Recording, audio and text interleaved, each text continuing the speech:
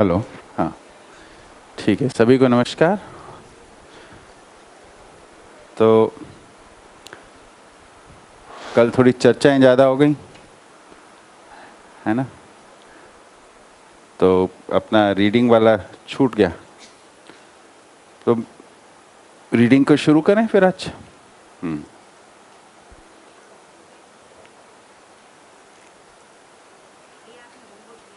हम्म हाँ, मैं ध्यान में नहीं रहा। ठीक है, होमवर्क।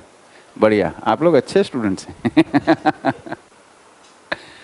तो बताइए, क्या क्या सोच क्या है? कौन शुरू करेगा? हाँ दीदी, माइक लीजिए।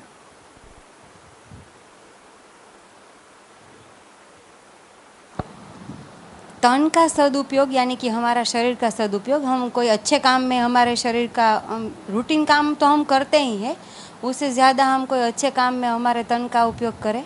और धन का भी हमारे काम के लिए तो करते ही, लेकिन सदुपयोग किसी को मदद आ सके, जिसके पास सुविधा नहीं है उसको थोड़ी सुविधा, और जो मानसिक तरह से जो कमज़ोर हो गए हैं कभी कभी कुछ सिचुएशन में, तो हम उसको कुछ अच्छी बात करें उनसे, तो वो भी हम यही सदुपयोगी होगा बढ़िया, मेरे हिसाब से। ठीक है। और बताइए। हाँ भैया, बताइए, माइक दीजिए। नमस्ते भैया। नमस्ते। तन मन धन का सदुपयोग और सुरक्षा, उसमें से धन का सदुपयोग और सुरक्षा आपने समझाया था। फिर तन और मन का, तो तन का सदुपयोग जैसे दीदी ने बताया वैसे ही मैं रखना चाहूँगा। मन का मैंने ख़ास तरीके से एक उसमें सोचा था। तो मन का सदुपयोग और सुरक्षा मतलब क्या? जैसे हम शिक्षा में बच्चों को पढ़ाते हैं कि मन के बारे में, कि हमें अच्छी अच्छी चीज़ें हम बताते हैं, जैसे सच बोलना चाहिए या सम्मान करना चाहिए, फिर सभी को समान तरीके से ट्रीट करना चाहिए। तो ऐसी काफ़ी सारी चीज़ें हैं, हम वो बच्चों को शिक्षा में तो पढ़ाते हैं, लेकिन जब वो समाज में जाता है तो समाज में उससे उसको विरोधी, कॉन्ट्राडिक्टरी दिखता है। जैसे अगर कोई बच्चा अपनी माँ से पूछता है कि बाहर कोई ऐसे लोग हैं जो पिछड़े हुए हैं और उसके बच्चों के साथ खेलने का पूछता है, तो माँ ज़्यादातर ना बोलती है।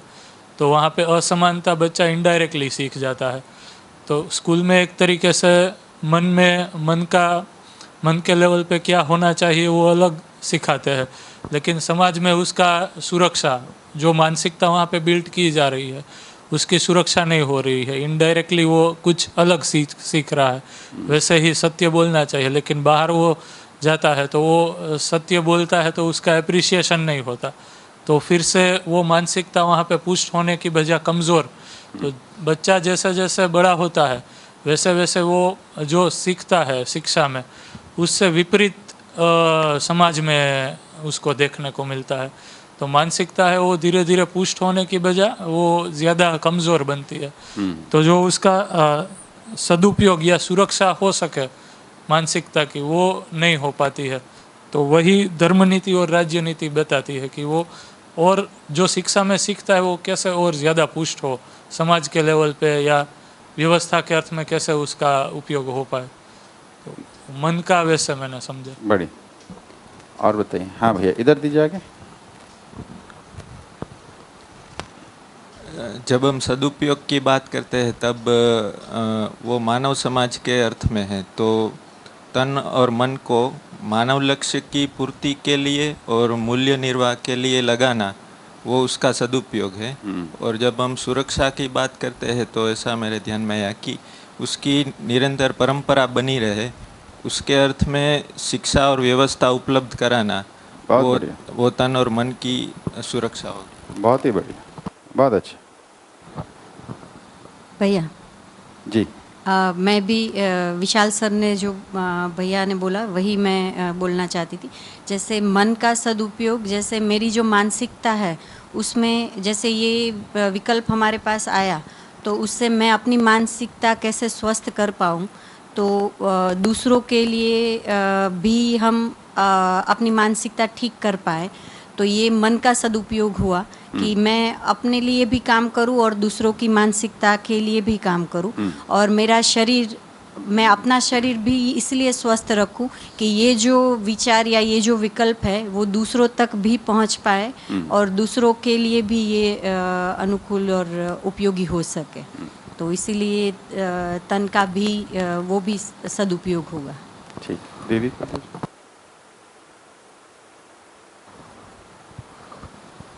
भैया, ये एक्सरसाइज करते समय एक चीज़ मतलब सदुपयोग और सुरक्षा को सेपरेशन नहीं कर पाए। एक्चुअली मुझे ऐसा लगा कि तन और मन का सदुपयोग ही उसका सुरक्षा है। बहुत बढ़िया। ऐसा एक इसमें से निष्कर्ष निकला। हाँ। और मैंने अपने लिए ही लिखा है।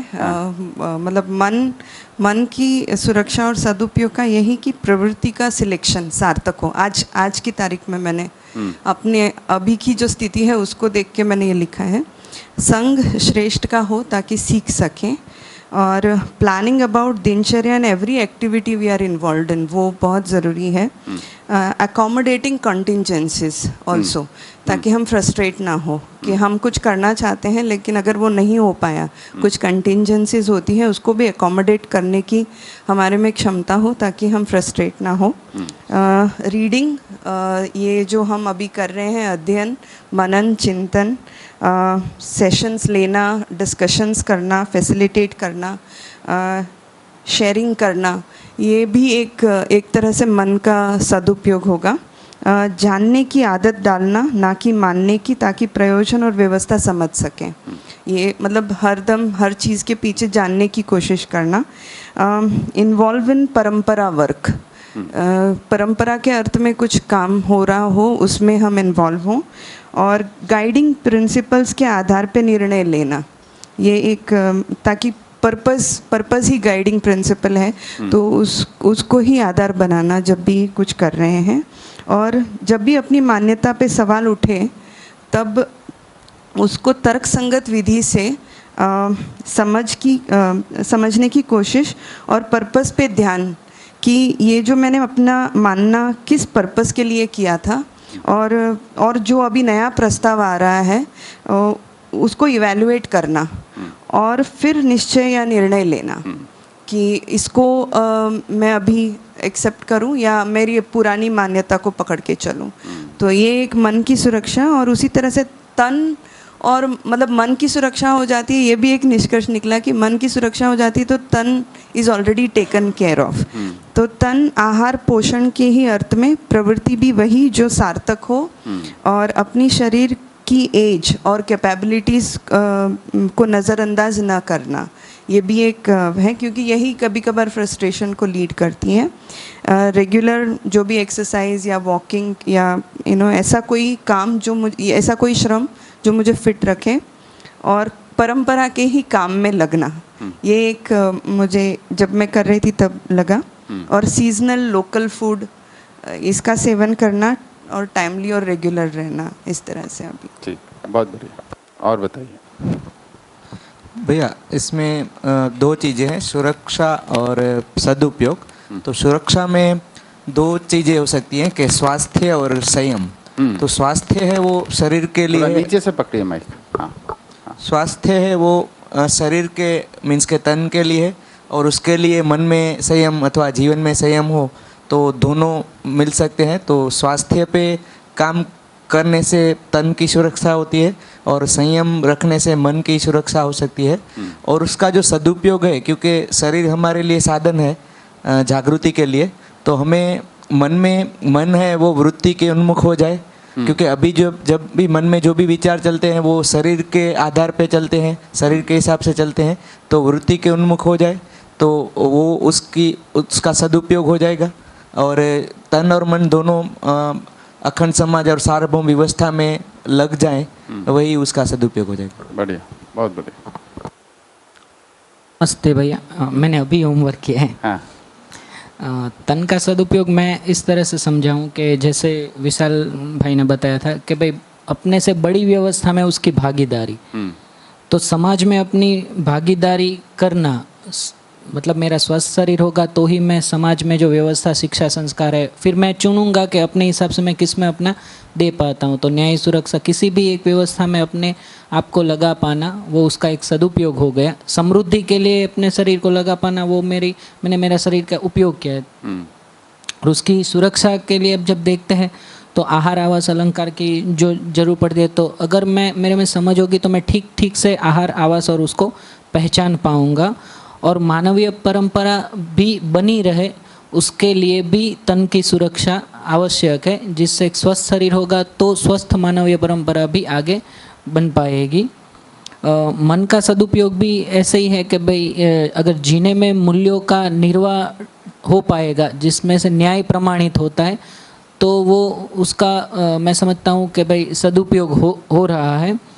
और सुरक्षा के लिए वही कि भाई जैसे ही गुरु मूल्य में लघु मूल्य समाया रहता है तो मन अगर वृत्ति की और उसका प्रत्यावर्तन होता है तो उसकी सुरक्षा होती है। तो अध्ययन में अपना मन लगा पाना और उसका प्रयोजन समझ में आना, तो प्रयोजन समझ में आने से भी वो सुरक्षा का जो भाव बनता है वो आता है। बढ़िया।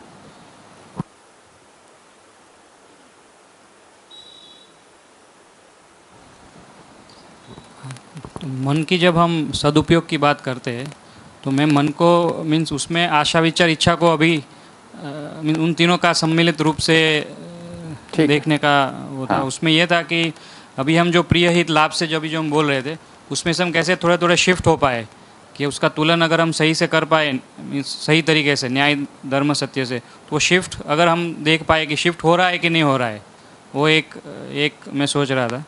और दूसरा उसके लिए ये जो बौद्धिक नियम हमको दिए गए हैं, स्वधन स्वनारी स्वपुरुष और जो असंग्रह अविद्या जो 5 नियम है उसमें से हम कितना कर पाते हैं। और साथ में जब भी हम व्यवहार कर रहे हैं तो वो मूल्यों का कैसा हम अपने आप में भी देख पा रहे हैं, तो वो एनालिसिस अगर हम शिफ्ट करते जाए धीमे धीमे तो फिर हम उस तरफ आगे बढ़ सकते हैं सदुपयोग की तरह और फिर सुरक्षा की तरफ। बढ़िया, बहुत बढ़िया। ठीक।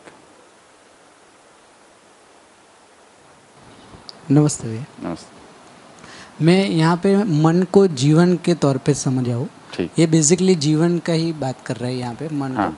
तो क्रिया पूर्णता तक वो उसका उपयोग है, फिर आचरण पूर्णता और समाज में भागीदारी बेसिकली उसका सदुपयोग है। सदुपयोग का मतलब ही यही होता है कि उससे बड़ी व्यवस्था में उसकी क्या भागीदारी है। तो बेसिकली जब तक आचरण पूर्णता हो गई तब तक वो उपयोग हो गया। फिर वो परंपरा कैसे बनी रहे उसके लिए जो मैं क्रियाकलाप मेरा जो होता है वो मन का सदुपयोग हुआ। और वो परंपरा बनाने के लिए कोई नियम बनाता हूँ और जो भी मैं काम करता हूँ वो उसकी सुरक्षा हो गई। तो तन का भी वैसे ही हुआ कि तन को मेरे जागरूक होने तक कैसे मेंटेन करना है, क्या खाना है, क्या पीना है, वो उसका उपयोग हो गया।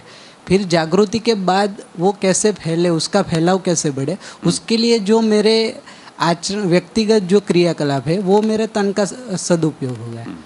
और वही इस तरह से। बहुत बढ़िया। हाँ जी। और भैया वैसे तो मतलब सब कुछ आ गया, लेकिन एक सिर्फ मेरे को ये ध्यान में आ रहा है कि तन का सदुपयोग जब हम तन को श्रम में लगाते हैं तभी तन का सदुपयोग होगा। बहुत बढ़िया। ये तन मन का सदुपयोग समाधान और समृद्धि के बाद आता है। तब तक हम उपभोग उपयोग करते हैं तन और मन से। तो उसमें एक जो तन का सदुपयोग है तो हम उसमें समृद्धि के लिए तन का उपयोग करते हैं, और दूसरा वो जो समझ के लिए भी तन का उपयोग करते हैं। जो 5 ज्ञानेंद्रिय 5 कर्मेंद्रिय तो उसका उपयोग हम 2 काम के लिए करते हैं, समृद्धि के लिए और समझ के लिए। तो सीखना, करना, सिखाना वो भी आएगा, और समझना, समझाना और जीना ये आ जाएगा। तो तन मन का जो प्रिय हित लाभ है उसकी जगह पर न्याय धर्म सत्य है, उसके लिए ज़्यादा टाइम लगाना, या फिर हमारी कल्पनाशीलता है जो मन हम बोलते हैं तो उसको हम समझ के अर्थ में लगाए, क्योंकि समझ के बाद समृद्धि या फिर आगे आएगा। प्रायोरिटी में पहले समाधान आएगा, बाद में समृद्धि आएगा। तो समाधान समृद्धि परिवार में एक लक्ष्य हो जाएगा, मानव लक्ष्य। बाद में वो सदुपयोग की बात आती है। तो ये समाधान समृद्धि के बाद ये तन मन का सदुपयोग एक्चुअली शुरुआत होती है। तब तक भी हम सदुपयोग बोल सकते हैं, लेकिन वो समाधान के लिए और समृद्धि के लिए हम उसका सदुपयोग कर सकते हैं। बढ़िया, और बताइए। और हाँ दीदी। भैया मेरे ख्याल से तन का सदुपयोग में 24/7 हमें सदुपयोग ही करना है। तो हमारे हर कार्य और व्यवहार में हम मानवीय व्यवस्था और प्रकृति की व्यवस्था के लिए हमारे तन को और शरीर को उस प्रयोजन में लगाए तो उसका सदुपयोग कहलाएगा, और सदुपयोग से ही सुरक्षा हो ही जाएगी, तो हमारे लिए भी और दूसरों के लिए भी। और मन के लिए मेरा ये मानना है कि हम यदि हमारे अंदर अच्छा वातावरण बनाए रखें, अच्छे विचार को बनाए रखें, और ये कंटेंट है तो उसकी समझ के साथ हम हमारा जीना हो जाए, तो वो हमारा मन का सदुपयोग ही कहलाएगा। और दूसरों की मन के सदुपयोग और सुरक्षा के लिए यदि हम उनको भी ऐसा वातावरण में रख पाए और व्यवस्था दे पाए, और जहाँ तक बच्चों की बात है तो शिक्षा उनको इस तरह की दे पाए कि उनके मन का सदुपयोग हो, अच्छे विचार उनमें आए, और हमारी तरफ से उभय तृप्ति का एहसास हम उनको दे, तो उनकी सुरक्षा होगी। बहुत ही बढ़िया, बहुत अच्छा। और बताइए भैया, इस बात को मैं अपने तक रख कर अगर बात करूं तो सदुपयोग का मतलब समाधान, मेरा जो खुद का जो है कि समाधानित हो जाऊं और व्यक्त हो सकूं, प्रमाणित हो जाऊं। तो व्यक्ति हूँ तो शरीर से व्यक्त होऊंगा, तो वो मेरे को शरीर की आवश्यकता है, और समाधानित होने के लिए मुझे अपने मन की आवश्यकता है। तो तन मन धन जैसे अर्थ बोला गया, उसमें अंतरंग और बहिरंग साधन है। तो बहिरंग साधन को तन कहा गया, धन कहा गया, अंतरंग साधन को मन कहा गया। तो जब हम साधन बात करते हैं तो साधन का कोई लक्ष्य के लिए ही उपयोग होना है। तो मेरा लक्ष्य है समाधानित होना और प्रमाणित होना। तो जहाँ तक कल आपने बताया था कि अपने को निर्भय, अपने से किसी को भय न लगे, वहीं छोटी सी बात में हमारा आगे की जर्नी चालू हो जाती है। बहुत सरल है। तो मैं अपना खुद का समाधान और प्रमाणित होना देखता हूँ इससे, और उसी में अपना श्रम को अगर ज़रूरत है तो श्रम तन को और मन को जिस तरह से जैसी ज़रूरत है समाधानित होने में वैसे लगाता चाहता हूँ। बहुत बढ़िया, बहुत अच्छा। हाँ जी, और कोई? हाँ दीदी।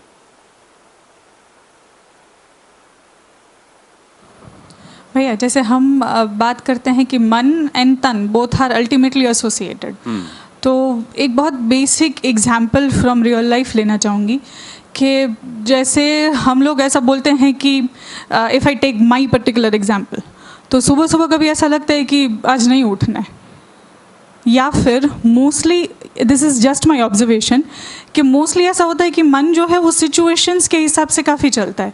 Eight times you are feeling bored, at times you are feeling tired, lazy and so many other things. तो जैसे सुबह मुझे उठने का मन नहीं करता है, तो I follow this practice that जैसे ऐसा हुआ ना कि 5 मिनट और सोना है, गेट अप। तो this is just an example जिससे हम ऐसा बोल सकते हैं कि भाई विचार है कि मुझे टाइम पे कहीं पे पहुंचना है, एंड मन से ही हम अल्टीमेटली शरीर को चलाते हैं। तो सिचुएशंस के हिसाब से नहीं, पर जो विचार है उसके हिसाब से एक्शन में ले लेना, वो उसका सबसे बड़ा सदुपयोग होगा मन का, और अल्टीमेटली उससे तन तो चल ही रहा है। बहुत बढ़िया। तो ये मुझे लग रहा है कि कुछ इम्प्लीमेंट भी कर सकते हैं, because I read a statement somewhere जो मुझे बहुत अच्छा लगा, दैट फीलिंग्स फॉलो एक्शंस। तो जो भी आपके फीलिंग्स हैं, अगर एक्शन करने लगोगे तो दिल फॉलो इट, बट अल्टीमेटली जब तक आप उसी में हो तब तक कुछ नहीं होने वाला। ठीक। सो बढ़िया, बहुत बढ़िया। हाँ जी, हाँ भैया, राकेश भैया। तो कल शाम को हम घर में चर्चा कर रहे थे, हाँ, कि हमको जो होमवर्क दिया है उसमें मन का सदुपयोग और मन की सुरक्षा, तन का सदुपयोग और तन की सुरक्षा। तो सबसे पहले तो हमने शुरू किया तन का सदुपयोग से। तो मैंने इस चीज़ को ऐसे लिया कि तन माने शरीर, तो शरीर मेरा साधन है। ये मेरे लिए भाषा है कि भाव है पहले। तो उस आधार पे अगर कोई साधन है तो साध्य भी होगा। तो ये साधन को कोई साध्य के लिए लगाना है ना। तो साध्य पे क्या मेरा ध्यान गया है, तो मानव लक्ष्य के अर्थ में है ना, शरीर मेरा साधन, ये क्या मेरी समझ में आया है ना, और उसकी सुरक्षा। तो अब जब हम समझ रहे हैं तो समझने के लिए शरीर भी स्वस्थ चाहिए।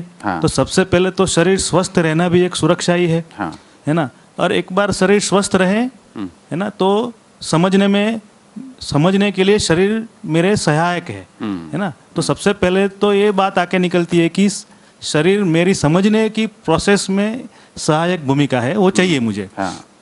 अच्छा, समझने के बाद जो है तभी शरीर चाहिए, क्योंकि मानव रूप में ही जीना होगा। तो उस वक्त भी अब सारे मानवीय परंपरा के अर्थ में है ना, सब लोगों के शरीर स्वस्थ रहें, इस अर्थ में मेरी कोई भूमिका हो, मेरी कोई भागीदारी हो, तो इस अर्थ में हम सदुपयोग और सुरक्षा कर सकते हैं। एक ये चर्चा हुई। बहुत बढ़िया।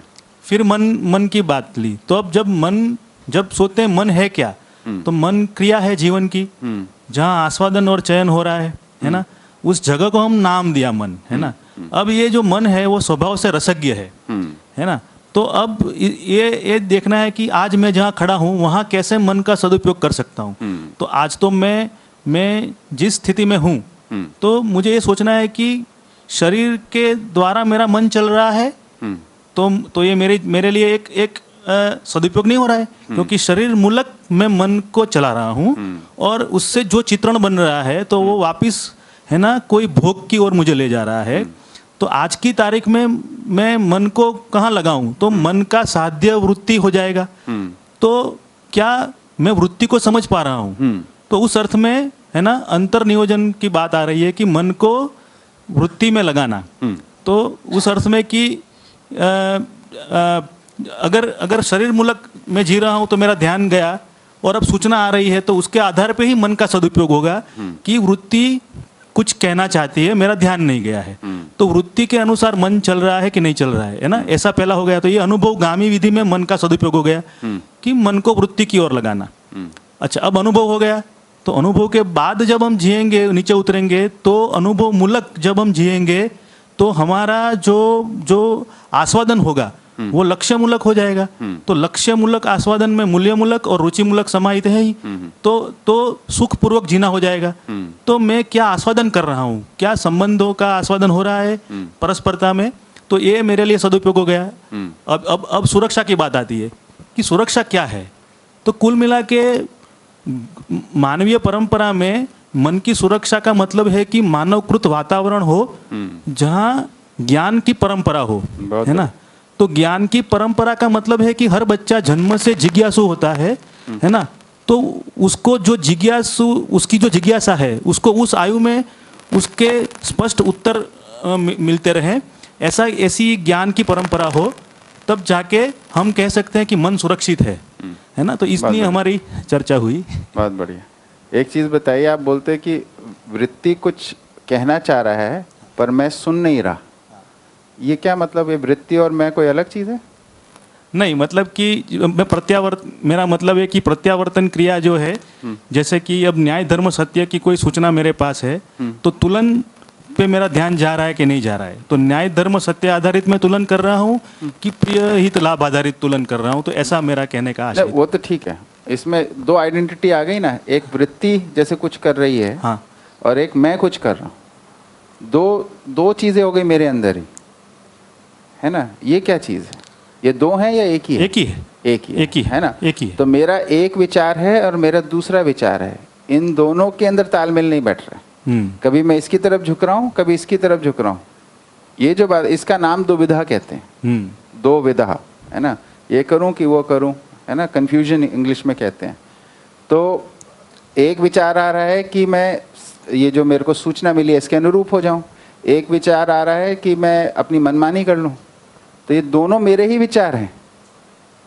वो भाषा में ऐसा आ गया कि वो वृत्ति कुछ करना चाह रही है, यानी वृत्ति का एक मैं अलग है और मैं जो मन का मैं अलग है, ये नहीं है। हाँ, ये ध्यान देना है। हाँ, ठीक है ना। हाँ, बस बढ़िया। और बताइए। हाँ भैया।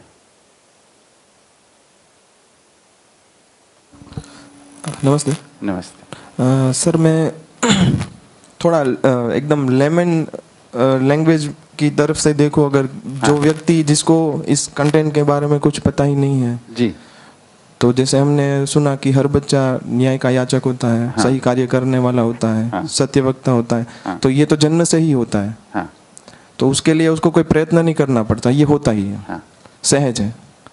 तो मेरे हिसाब से अगर जो भी हम सूचना के फॉर्म में जो भी हमारे पास आ रहा है, अगर यही सूचना उसे पहले से मिल जाए तो एक भरोसा हो जाता है कि हाँ ये मुझे जागृति तक ले जा सकता है, इतना भरोसा हो जाता है। ठीक है, फिलहाल ये सूचना ही है, फिर भी इतना भरोसा हो जाता है क्योंकि एक इनर फैकल्टी होती है जिसको पता है कि ये सही है। अब मेरे हिसाब से सदुपयोग क्या है? मेरे हिसाब से सदुपयोग ये है कि जैसे जैसे इस कंटेंट को वो आगे आगे फॉलो करता जाएगा, एक भरोसे पे कि ये मुझे जागृति की ओर ले जाएगा, तो उसके विचारों में जो इसका फैलाव होगा, उसके सहयोग में वो जो भी करेगा वो सदुपयोग है। जैसे विचारों के लेवल पे हो गया, या तन के लेवल पे हो गया, या धन के लेवल पे हो गया, या कोई भी लेवल पे, वो जो भी करेगा वो सदुपयोग है। जैसे इस कंटेंट को फॉलो करते हुए उसने कुछ सोचा तो वो जागृति के पथ पर ही कहीं आएगा। इस कंटेंट को फॉलो करते हुए उसने कुछ किया तो वो जागृति के पथ पे ही होगा। इस कंटेंट को फॉलो करते हुए उसने किसी का संवर्धन किया तो वो जागृति के पथ पे ही आएगा। तो वो आई थिंक वो सारा ही सदुपयोग है, चाहे वो मन के लेवल पे हो, चाहे वो तन के लेवल पे हो, चाहे सुरक्षा के लेवल पे हो, चाहे किसी भी लेवल पे हो। तो मैं एक सूक्ष्म लेवल पे ये ऑब्जर्व कर पाया कि अगर आप अस्तित्वगत चीज़ों, जो चीज़ें हैं जो अस्तित्व जागृति पथ पर आपको ले जा सकती है, इसके अलावा जब भी कुछ सोचते हैं तो प्रॉब्लम होती है, वो तो सही है। लेकिन मैंने ये भी देखा है कि आपको दूसरे विचार, जैसे कि हमने बात किया स्वधन स्वनारी, ये वाली सब जो चीज़ हमने बात की, चरित्र की बात जो की, तो चरित्र विहीनता की और क्यों कोई इंसान जाता है? क्योंकि उसके पास सही चीज़ फॉलो करने के लिए नहीं है। अगर उसके पास फॉलो करने के लिए सही चीज़ है तो मेरा ऐसा मानना है अभी कि वो उस पथ से चलित नहीं हो सकता, मेरा ऐसा मानना है। ठीक, बहुत बढ़िया, ठीक है। और बताइए, और कोई बोलना चाहेगा?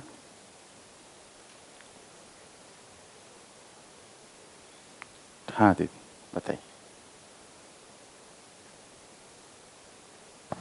वैसे तो सब कुछ आ गया, लेकिन मैं अपनी तरफ से कुछ जोड़ना चाहूँगी। ये मन और तन, उसको एक हायरार्की में हम ले तो जैसे भी सबने बताया, जीवन विद्या की रोशनी में इच्छा, विचार, आशा, वृत्ति से ये जो हमारी जो थॉट प्रोसेस है उसका एक फिल्टरेशन हो जाए, ताकि ये जो दुविधा है, फिर जो पारस भाई ने बताया कि बच्चे जब यहाँ पे कुछ एक मानसिकता लेके आते हैं और बाहर जाते हैं, तो हम पहले अपने में वो एक इमोशनल इम्बैलेंस जो है वो क्लियर कर ले, फिर वही भाव हम दूसरों को कैसे, कि आप अगर आपके सामने भी ऐसी सिचुएशन आते हैं, स्पेशली बच्चों के, तो वो भी ऐसा करना सीखे, तो वो एक तरह से मन का सदुपयोग होगा।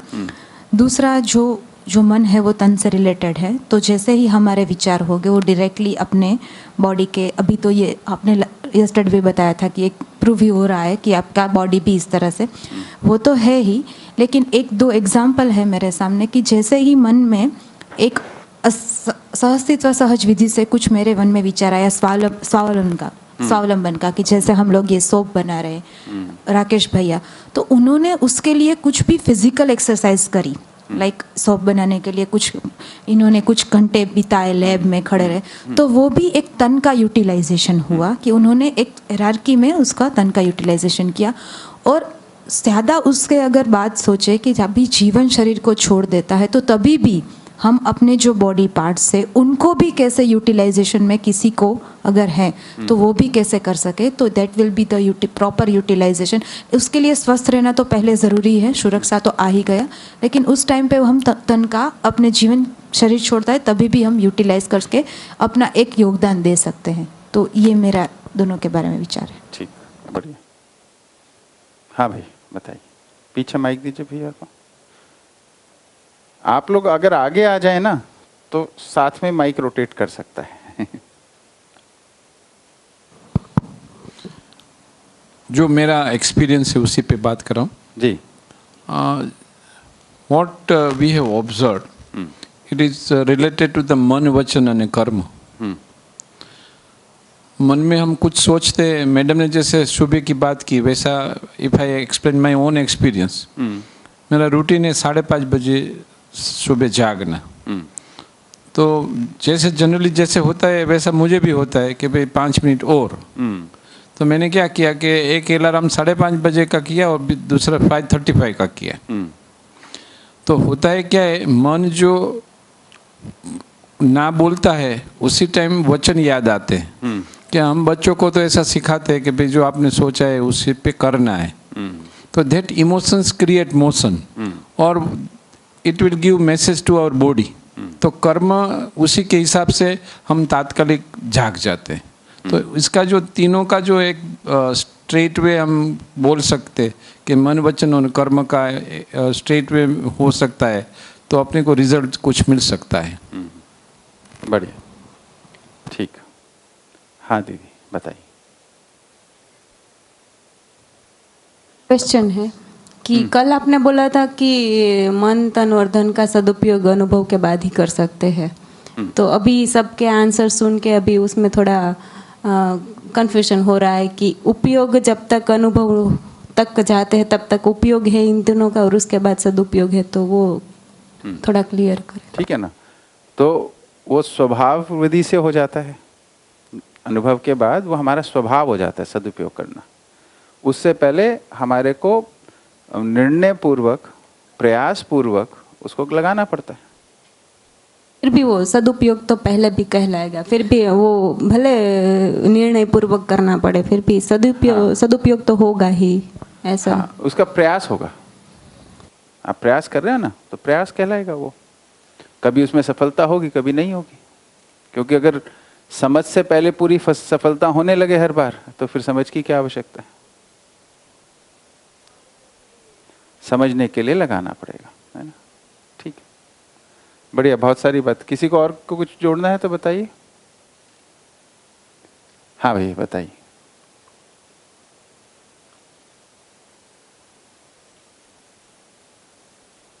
क्वेश्चन था एक भैया। पिछले अध्याय में एक कहीं पे शब्द आया था विधा। विधा विधा हाँ, विधा और विद्या में कोई डिफरेंस है? बहुत अंतर है। हाँ, वो एक विधा का मतलब होता है कोई तरीका। इस विधा में है ना, नहीं तरीका नहीं, उसको क्या कहेंगे, इस एस्पेक्ट में है ना, या इस आयाम में है ना, इस तरीके विधा उस तरीके की चीज़ है।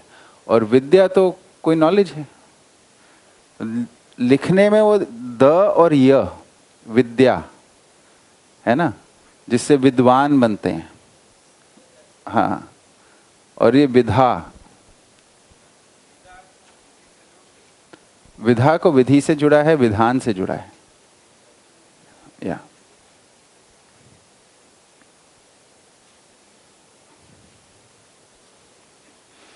ठीक है। तो मन और तन के सदुपयोग और सुरक्षा की चर्चा हुई है ना।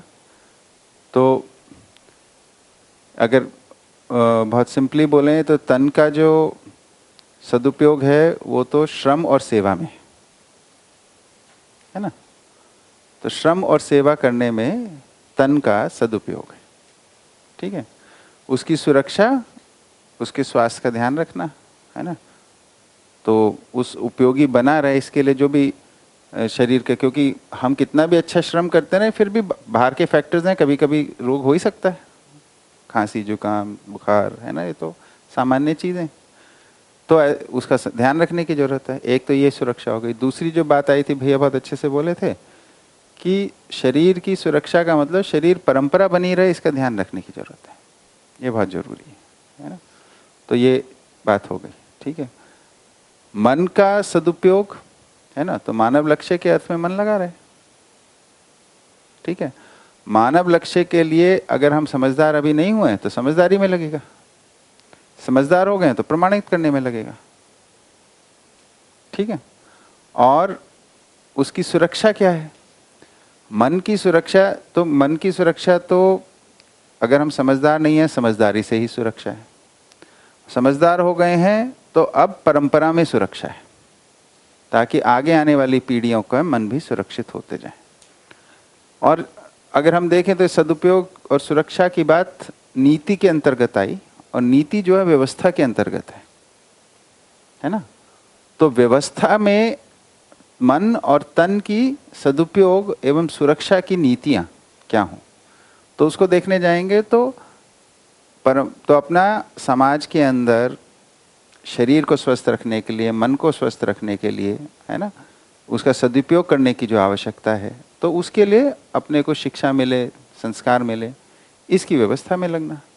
तो मन को व्यवस्था के अर्थ में लगा देना, बच्चों को शिक्षा मिले, पहले तो व्यवस्था में जीने का अभ्यास हो, फिर व्यवस्था कैसे होती है इसका उसको समझ में आए, और यही व्यवस्था क्यों है ये समझ में आना, है ना। तो पहले जब आज्ञा पालन में है उनके साथ क्या होगा कि व्यवस्था में जीने का अभ्यास करा सकते हैं। इसको ऐसे करते हैं, इसको ऐसे करते हैं, इसको ऐसे करते हैं, इसको ऐसे करते हैं, है ना। तो व्यवहार ऐसे किया जाता है, बातचीत ऐसे की जाती है, काम ऐसे किया जाता है ना।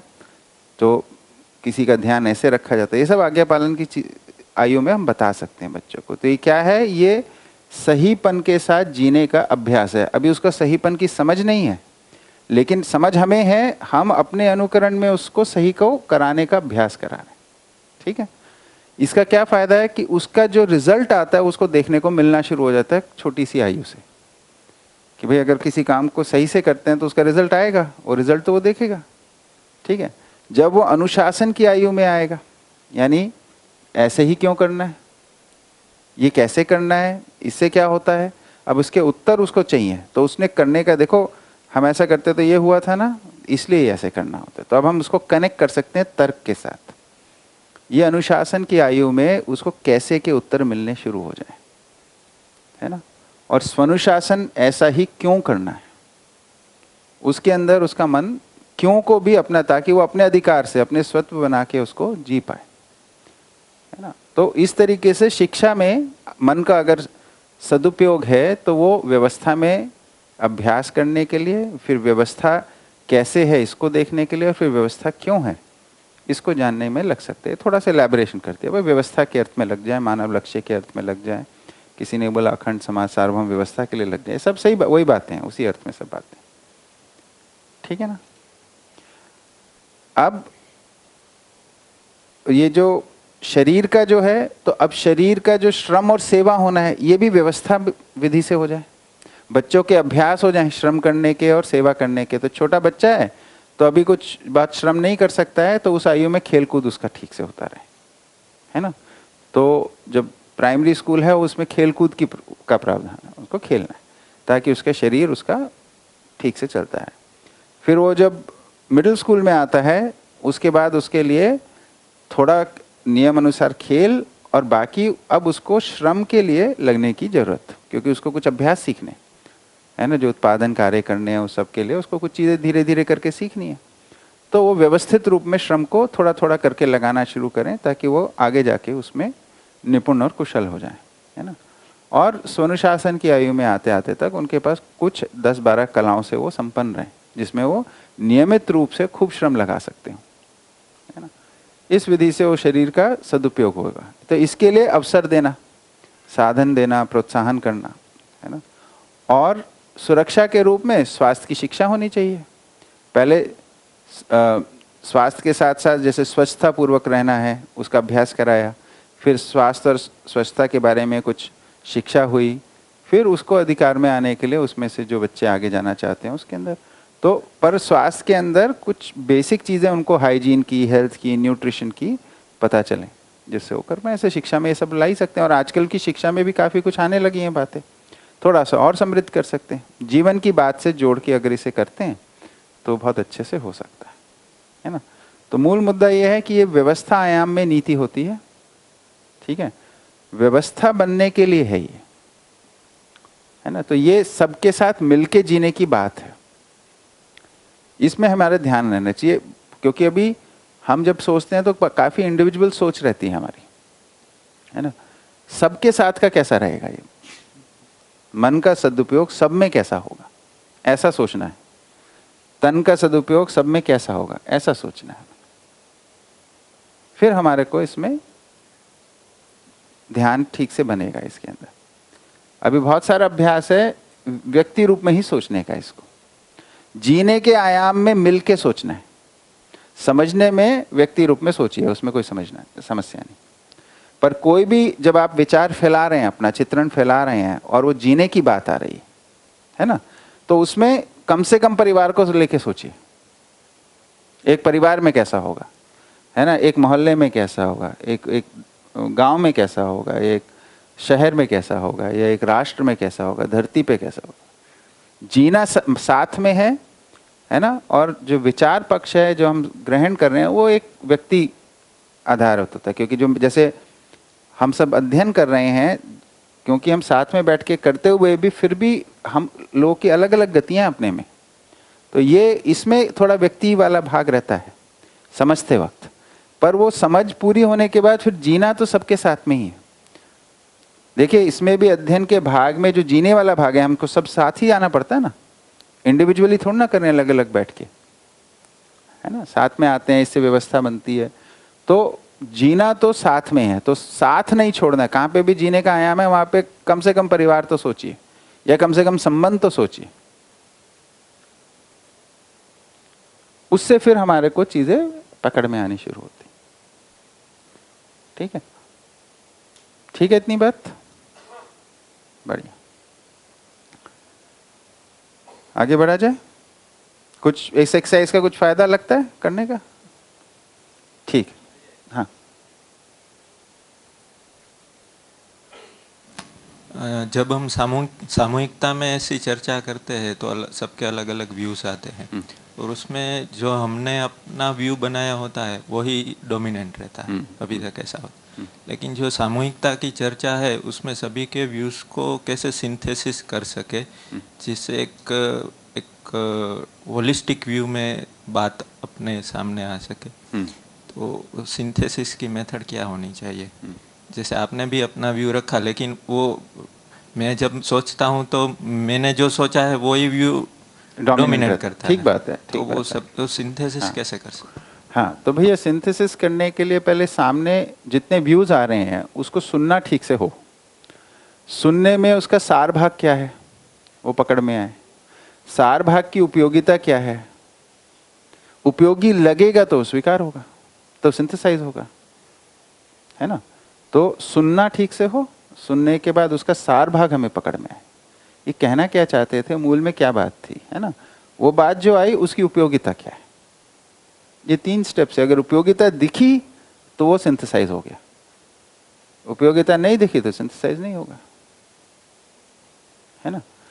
अभी ये जो सिंथेसाइज ना होने का कारण क्या है कि इसमें कहीं ना कहीं अंडरलाइंग कंपटीशन है, कि हम सब होमवर्क कर रहे हैं, सबसे अच्छा होमवर्क किसका है। एक ये अभी बहुत ऑब्वियस नहीं है, पर बहुत सटल लेवल पे ये चल रहा है, ये जीव चेतना का एक लक्षण है। वी आर ऑलवेज कंपीटिंग, है ना, इसका पता भी नहीं है हमें। तो ये सटल लेवल पे ये कैसे काम करता रहता है कि अभी सबने किया तो मेरा आंसर कितना अच्छा है, दूसरे का आंसर कितना, अभी हम जज कर रहे हैं उसे सुनते हुए, हम उसकी वैल्यू नहीं पकड़ रहे हैं, उसको जज कर रहे हैं, है ना। तो वो प्रवृत्ति है ना, तो उस प्रवृत्ति पे ध्यान जाएगा तो वो ठीक होएगा, है ना। सभी के साथ ऐसा होता है। क्या हुआ दीदी? ठीक लगी बात? हाँ ठीक, हाँ हाँ बढ़िया। तो शिक्षा के अंदर 3 स्थितियों की बात की है, आज्ञा पालन, अनुशासन, स्वनुशासन। इन्हीं के संदर्भ में अनुसरण और अनुकरण की बात है ना। देखिए शिक्षा की ये जो 3 स्थितियां हैं, ये जो शिक्षा है एक आयु के बाद शुरू होती है। पहली बात ध्यान देने की, 5 वर्ष के आसपास आके शिक्षा शुरू होती है। इसका क्या महत्व है? इसका महत्व ये है कि उससे पहले बच्चे की अभी स्वयं के प्रति मैं हूँ और मेरी कोई इंडिविजुअलिटी अभी ये स्थापित नहीं होता है। वो स्थापित होने के बाद ही उसमें ज्ञान के लिए कुछ चीज़ होता है, वो जानने की जगह पे आता है, सीखने की जगह पे आता है ना। उससे पहले तो वो बिल्कुल एनवायरनमेंट को रिस्पॉन्ड कर रहा है मोर अधिकतर, है ना। कोई जब माँ दिख गई तो दौड़ के भाग गए उसके पास, है ना। कोई पहचान का मिल गया, दोस्त दिख गया, अपनी हम उम्र का, उसके साथ खेल लिए, कुछ भी कर लिए, कोई क्रिया कर ली, तो केवल पहचान के रिस्पॉन्स कर रहा है। अभी उसमें कोई चीज़ को मेरे को कुछ सीखना है, मेरे को कुछ समझना है, अभी ये नहीं आया है। एक आयु के बाद आता है ये। जब वो आयु के बाद आता है तब शिक्षा का काम रोल शुरू होता है। ठीक है, तो शिक्षा एक आयु के बाद शुरू होती है, कभी बच्चों में 3 साल 4 साल 5 साल कुछ ऐसा। ठीक है ना, जैसे नवजात बच्चे के साथ तो शिक्षा नहीं होगी ना। 1 साल के बच्चे के साथ क्या शिक्षा करोगे? हम उसको कुछ कुछ सिखा रहे हैं। क्या सिखा रहे हैं? वो जो सिखाना है वो उसके शरीर साधने के अर्थ में है और उसको भाषा सीखने के अर्थ में, कुछ तौर तरीके सीखने के अर्थ में। खाना कैसे खाना है, कपड़ा कैसे पहनना है ना, मलमूत्र कैसे करना है, ये सब बेसिक चीज़ है। उसके बाद उसमें कुछ ज्ञान के अर्थ में कुछ चीज़ है जो मेरे को पकड़नी है, ये वाली बात आती है। ये कैसे होता है, ये क्यों होता है, ये जब चीज़ें आनी शुरू, एक आयु के बाद आनी शुरू होती है, तब से उसकी शिक्षा शुरू है, पहली बात। तो जब शिक्षा का क्रम शुरू हो रहा है उसको हम 5 वर्ष से मान रहे हैं, 5-6 वर्ष से, है ना। अब वो पहला स्थिति उसके अंदर आज्ञा पालन है। आज्ञा पालन में क्या होता है कि उसको जो मार्गदर्शन मिलता है उसको वो उसके अर्थ में जाए बिना उसको पूरा करने की कोशिश करता है, या उसके बहुत ही स्थूल अर्थ में जाके उसको करने की कोशिश करता है ना। तो बेटा ऐसा करो तो कर देता है ना, वैसा करो वैसा कर देता है, ऐसा मत करो। तो उधर ये डूज एंड डोंट्स बहुत बढ़िया काम करते हैं उस स्टेज में, है ना। तो ये जो स्थिति है जिसके अंदर वो जिनसे मार्गदर्शन मिल रहा है उनको फॉलो कर रहा है और वो इंस्ट्रक्शंस के बेसिस पे फॉलो कर रहा है, इसका नाम अनुसरण है ना। इसमें वो अपना जो तर्क है अभी विकसित नहीं कर रहा है। तो आज्ञा पालन जो है वो अनुसरण प्रधान विधि है ना। सुना और जो ऑब्वियस चीज है उसको कर दिया, ठीक है। इसलिए आपको कई बार कुछ छोटे बच्चों को कई बार एक्सप्लेन भी करना पड़ता है, बेटा ये करो, अच्छा उसको जैसा लगता है वैसा कर देता है ना। फिर हम बोले नहीं बेटा ऐसे नहीं, वैसे इसको करो, बताना पड़ता है उनको। तो जैसा आप बता रहे इंस्ट्रक्शन दे रहे हो उसको जितना पकड़ में आता है उतना इमीडिएटली करता रहता है। इसमें एक जो ध्यान देने की बात है कि आज्ञा पालन पूरा तब है कि इंस्ट्रक्शन देने वाला ना भी हो फिर भी उसको फॉलो करें,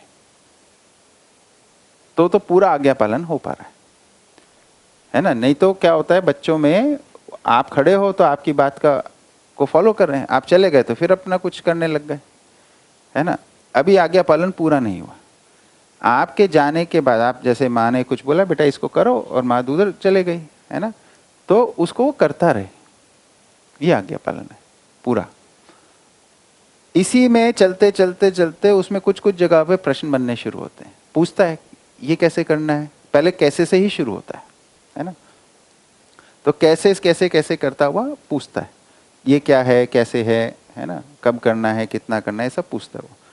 उस सब के अंदर उसके चलते चलते वो अपने अधिकार में लाने के लिए आपसे पूछता है और आप उसको तर्क देते हैं, है ना। उस तर्क को वो अपने में थोड़ा सा शोध करता है और फिर अपनाता है ना। उसको बात ठीक लगती है तो कर लेता है, बात ठीक नहीं लगती है तो फिर पूछता है। ये जो प्रक्रिया है इसका नाम है अनुकरण, क्योंकि उसके अंदर एक वैल्यू जजमेंट आता है। वो एक मूल्यांकन कर रहा है करने योग्य है कि नहीं है। अनुकरण का मतलब होता है जो करने योग्य है उसको करना, है ना। तो उसके अंदर एक वैल्यू जजमेंट हो रहा होता है। तो वो आपको फॉलो तो कर रहा है पर उसको विश्लेषण करके उसको अपने तर्क संगत विधि से अपना कर फिर उसको फॉलो करता है। ये आयु है 10 से 15 साल तक की, है ना। ये शिक्षा की जो सेकंड स्टेज है उसकी हम बात कर रहे हैं, है ना। फिर उसके बाद अनुकरण, ये जो स्टेज है जिसमें अनुकरण प्रधान हो गया, इसी का नाम दिया अनुशासन, ठीक है। अनुशासन अब देखेंगे तब समझ में आएगा कि वो जो व्यवस्था है उसमें जीने के लिए है अनुशासन, है ना। तो उसको व्यवस्थित कैसे होते हैं इसको वो पकड़ रहा है अपने अधिकार में लाने के लिए अब धीरे धीरे, पर आपसे मार्गदर्शन चाहिए उसको अभी, है ना। तो उसको सुनता है, अच्छा ऐसा होता है, बोलता है पर इसमें तो ऐसी समस्या है नहीं, इसको ऐसे ठीक कर लेते हैं, ऐसे सब बताते हैं हम मार्गदर्शन देने वाला। तो उसको वो अपने उसमें विचार में लाता है, उसको इवैल्यूएट करता है, उसको ठीक लगता है तो उसको फॉलो कर लेता है। इस क्रिया का नाम है अनुकरण और ये स्थिति का नाम अनुशासन। इस विधि से वो अनुशासित होता जाता है। फिर स्वनुशासन, ऐसा ही क्यों है, इसके मूल कारण को जानने के लिए जो है स्टेज, है ना, वो फिर अनुकरण अनुसरण विधि से नहीं है। फिर वो उसको अपना अधिकार में लेना चाहता है, पूर्ण अधिकार चाहिए उसको। उसके लिए उसको अनुभव चाहिए, ज्ञान चाहिए पूरा, है ना। तो इसलिए शिक्षा में जो आखिरी स्थिति है उसमें उसको पूरा ज्ञान हो जाना चाहिए, उसके बाद उसके अधिकार में आ जाएगी। ठीक है ना। तो 2-3 मुद्दे इसमें, एक तो शिक्षा एक आयु से शुरू होती है ना।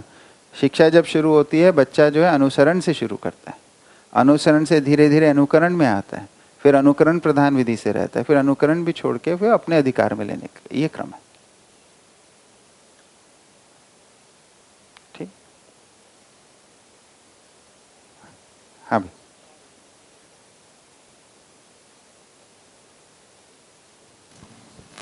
ये प्रोसेस तो क्लियर है, लेकिन आज के समय में अगर हम देखें तो ज़्यादा हम पहले से ही उनको ज़्यादा तर्क देने की कोशिश कर रहे हैं, ऐसा लग रहा है।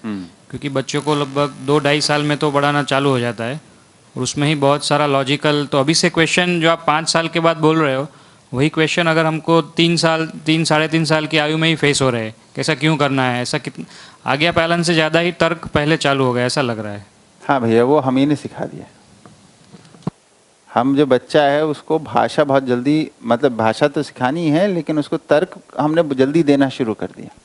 हम 1 साल 1.5 साल के बच्चे को बता रहे होते हैं, बेटा मैं इसलिए कर रही हूँ क्योंकि ये इसलिए ऐसा है, मैं इसलिए कर रहा हूँ क्योंकि इसलिए ऐसा है। उसको इसकी आवश्यकता नहीं है। अभी हमें लाइफ स्टेजेस का मालूम नहीं है ना, आयु अवस्था के अनुसार कैसे बात करना है। तो हमें लगता है जैसे बड़े से बात करनी है वैसे उसी से करनी है। तो छोटी आयु में तो उसको सारे तर्क दे रहे हैं, और वो जब टीनेजर हो गया तब कोई तर्क नहीं दे रहे। तुम ऐसा करो, मैंने बोल दिया इसलिए बस, तो उल्टा कर दिया हमने बिल्कुल। ठीक है। पेरेंटिंग का सबसे बड़ा जो समस्या है वो क्या फंसी हुई है, यही तो फंसी हुई है कि बच्चे को कितना अनुशासित रखें या कितना अपने इंस्ट्रक्शंस पे चलाएं और कितना उसको फ्रीडम दें, यही तो समस्या। इसको तो नहीं पहचान पा रहे हम। कभी ज़्यादा फ्रीडम दे देते हैं, कभी ज़्यादा सख्ती कर देते हैं। ये संतुलन नहीं पहचान पा रहे। वो इसलिए नहीं पहचान पा रहे, कौन सी आयु का बच्चा हम समझ ही नहीं रहे, उसकी आवश्यकता क्या, उसकी मानसिकता क्या है ना। उसमें तो 1-2 साल के बच्चे को हमें तर्क नहीं देने हैं, उसको इंस्ट्रक्शन देना है। वो तर्क मांगता भी नहीं है। आप पूछो ना छोटे बच्चे से 1-1.5 साल के, बेटा आज क्या खाओगे, आप 10 बार पूछोगे उसके बाद वो कुछ जवाब देगा जो उसको 4 चीजें पता है। उससे पहले पहली दफा पूछोगे कोई, जब उसको समझ में नहीं आता क्यों पूछ रहे है ना। उसको तो आपको क्या बोलना है उसे कि बेटा आज हम ये खाएंगे, इससे शरीर को ये लाभ होता है। अगले दिन आज ये खाएंगे, इससे शरीर को ये लाभ, तो उसको आप पोषण बता रहे हो, है ना। वो अभी उसको कोई अर्थ नहीं जा रहा, शिक्षा नहीं हो रही है, लेकिन वो ध्वनि जा रही है, शब्द उसको फेमिलराइज हो रहा है, भाषा सीख रहा है, उसकी सार्थक भाषा सीख रहा है। वो भाषा उसके पास रहेगी तो जब शिक्षा में आएगा तो बोलेगा हाँ मम्मी भी तो ऐसे ही बोलती थी, कनेक्ट हो जाएगा उसका, है ना। इतना सहज है ये सारा। हाँ भैया, परिभाषा संहिता खोल के बैठे हुआ।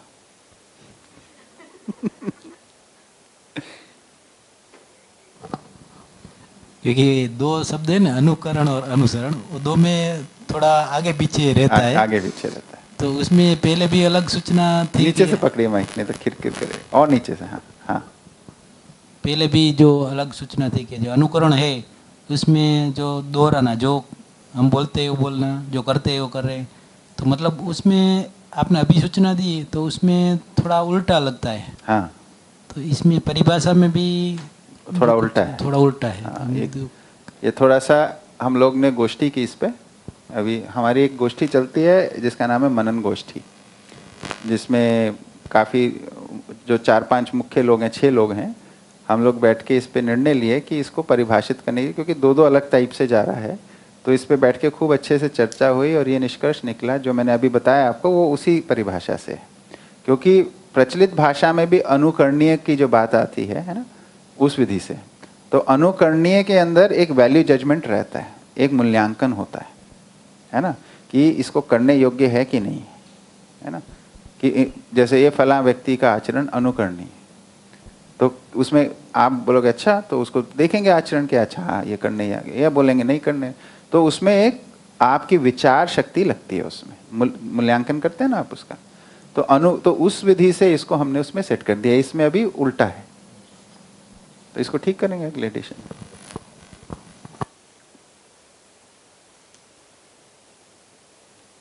ठीक जी।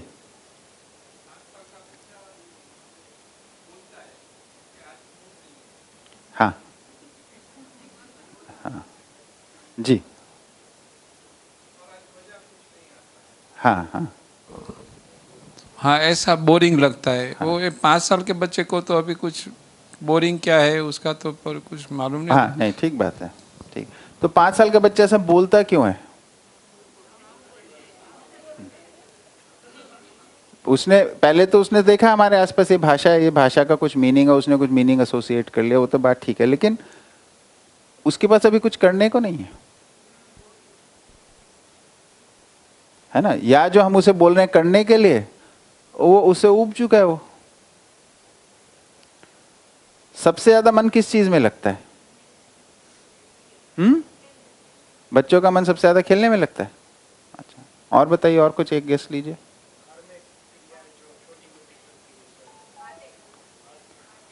मानव के साथ सबसे ज्यादा मन लगता है ध्यान मिलने में। कोई ध्यान देता है तो बच्चों का मन सबसे ज्यादा लगता है। अब अपने पास तो टाइम नहीं है ध्यान देने के लिए, तो बच्चा बोर होता है, ठीक है ना? तो उसको दिन में कुछ समय चाहिए हमारा। अगर उसे हम व्यवस्थित रूप से देते हैं, फिर बाकी वो जो उसको यांत्रिक क्रियाएं करनी है वो कर लेगा, खेल भी लेगा, कोई घर में सहयोग भी कर देगा, वो सब कर लेगा वो। पर आपका ध्यान चाहिए, पर ध्यान देने के लिए तो समय चाहिए। समय के लिए व्यस्तता कम करनी पड़ेगी, है ना? मुद्दा वहीं पर है। वो तो हर एक आयु में मानव को दूसरे मानव की जरूरत रहती है। यंगस्टर्स है उसके साथ भी उन लोगों के साथ बातचीत करना, उसकी बातें सुनना, समझना जी। और एजेड पीपल है उसको भी टाइम बिल्कुल जरूरत रहती है। हाँ, पर बालक की जो प्रवृत्ति है वो ध्यान पाने की प्रवृत्ति है। हाँ, यस, है ना? वृद्ध आदमी की प्रवृत्ति ध्यान देने की प्रवृत्ति है, ठीक है?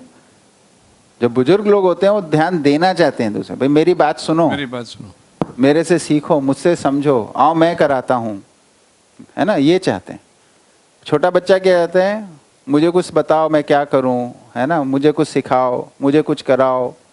तो दोनों कॉम्प्लीमेंट्री हैं। अब वो बुजुर्गों को तो घर से बाहर कर दिया हमने, तो उपलब्ध नहीं है, हम व्यस्त हैं, तो बच्चा बोर है, तो हम बोलते हैं बेटा टीवी देख ले। फिर हम बोलते हैं थोड़े दिन बाद, बेटा टीवी इतना क्यों देखते हो? ये सब कॉन्ट्रडिक्शंस हैं हमारे अपने। जो यंगस्टर्स है उसके साथ जो डील करना है जी, उन लोगों को भी काफी कुछ कहना है। वो भी सोचते हैं कि हमारी कोई सुने। हाँ, क्योंकि वो तो अपने को समझदार मानने लगे हैं। समझदारी धेले भर की नहीं है, लेकिन समझदार मानने लगे आयु की वजह से, ठीक है ना? अब आप उनके साथ आज्ञा पालन विधि से बात करोगे तो सुनेंगे नहीं। विधिवत बात करने के लिए अभी उनकी तैयारी नहीं है ना? उनसे कोई विधिवत बात की जाए इसकी तैयारी नहीं है अभी। तो फिर सबसे पहली चीज उसमें धैर्य की जरूरत पड़ती है, नहीं तो इरिटेशन होती है। क्योंकि आप लोग टीचर्स हैं, निश्चित समय में काम करना है, निश्चित टारगेट पूरे होने हैं, क्लासरूम है उसमें ही बात होनी है, उसमें कोई क्वेश्चन पूछे जा रहा है, मतलब विधिवत बात नहीं कर रहा है, फालतू में बात कर रहे हैं, मतलब इरिटेट करते हैं कई बार। तो ये सब जो चीज़ें, इसके लिए हमारे को समय देना पड़ता है, ध्यान देना पड़ता है, उसको ह्यूमन को पढ़ना पड़ता है, उसके व्यक्तित्व को पढ़ना पड़ता है, इसकी परेशानी क्या है ना? तो उसको एड्रेस किया जा सकता है। तो मानव का अध्ययन जब तक पूरा नहीं होता वो हम कर नहीं पाते, है ना? तो इसका ये व्यक्ति है जो बोल रहा है, जैसे आप लोग क्लास में जो बोल रहे हो, है ना, उसके मूल में मुद्दा क्या, ये पहचानना एक कला है, उसमें जाना पड़ता है।